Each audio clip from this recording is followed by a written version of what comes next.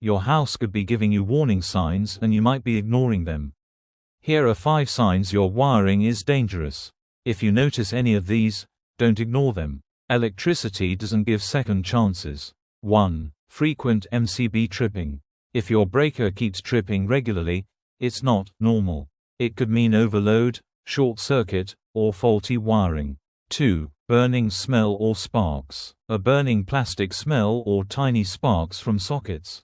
That's overheating wires, and overheating leads to fire. 3. Flickering lights. Lights dimming or flickering when appliances turn on. You may have loose connections or voltage drop issues.